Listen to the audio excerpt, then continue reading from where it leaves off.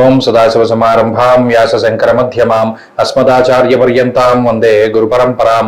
జ్యోతిష్ శాస్త్రాన్ని భావితరాల వారికి ప్రసాదించిన ఋషుల యొక్క పాదపద్మాలకి నమస్కారం చేసుకుంటూ, అలాగే నాకు జ్యోతిష విద్యను నేర్పిన గురువర్యులు జ్యోతిష బ్రహ్మ కీర్తిశేషులు శ్రీ ఏరంకి సూర్యనారాయణమూర్తి గారు, సూర్య శ్రీ దేవజ్ఞ గారి యొక్క పాదపద్మాలకి నమస్కారం చేసుకుంటూ, ఓం శ్రీ మహాగణాధిపతి నమః, శ్రీ గురుభ్యో నమః, హరి ఓం. వీక్షకులందరికీ నమస్కారం.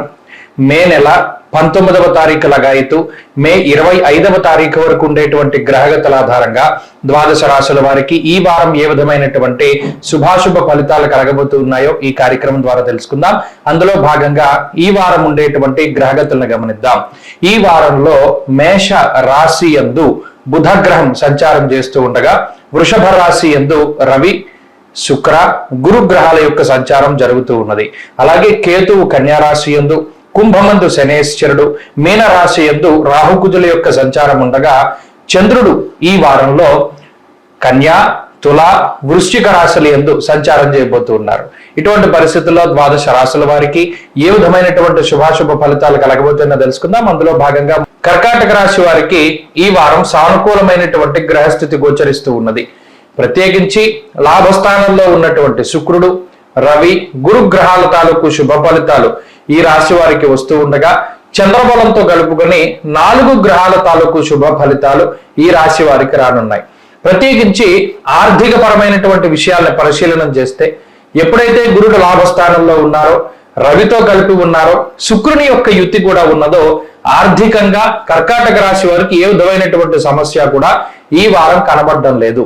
ప్రత్యేకించి అష్టమ స్థానంలో ఉన్నటువంటి శనేశ్వరుడు, భాగ్యస్థానమందు ఉన్నటువంటి రాహువు, అదేవిధంగా కుజగ్రహాల వల్ల కొంత అనవసరమైనటువంటి ఖర్చులు ఉన్నప్పటికీ కూడా కొన్ని చోట్ల అక్కర్లేనటువంటి విధంగా కొంత ఎక్కువగా ధనాన్ని ఖర్చు పెట్టినప్పటికీ కూడా మీ ఖర్చుకు తగినటువంటి ఆదాయం, బహుశా ఖర్చు కన్నా ఎక్కువగా ఆదాయాన్ని సంపాదించుకునేటువంటి పరిస్థితులు కర్కాటక రాశి వారిలో ఉన్నాయి. అనగా ఆదాయ మార్గాలు పెరుగుతూ ఉండడం, ఉద్యోగంలో ప్రమోషన్లు రావడం, లేదా ఆదాయ వనరులు పెరుగుతూ ఉండడము, లేదా గతంలో మీరు ఎవరికైతే డబ్బు ఇచ్చి ఉన్నారో వారు తిరిగి వాటిని చెల్లించడము, అలాగే మీరు రుణాల నుండి బయటపడుతూ ఉండడం లాంటి అంశాలన్నీ కూడా ఈ వారంలో కొంత కనబడుతూ ఉన్నాయి. ప్రత్యేకించి ఆర్థికంగా ఈ వారం గ్రహస్థితి చాలా బాగున్నది.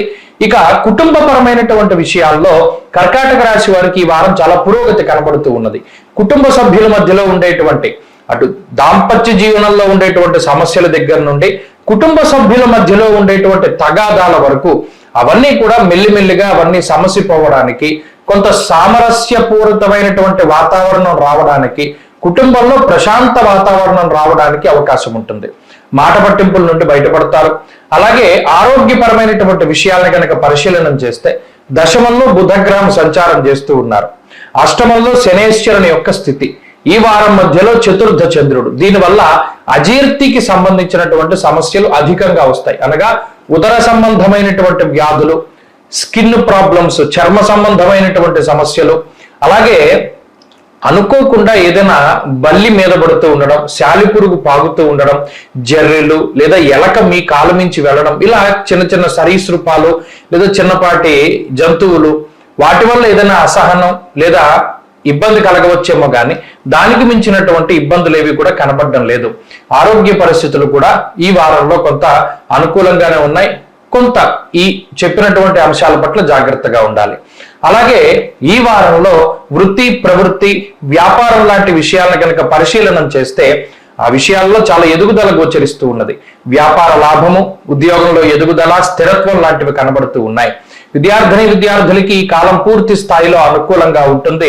స్త్రీలకు ప్రత్యేకించి ఈ గ్రహస్థితి మానసిక ప్రశాంతతను కలగజేస్తుంది.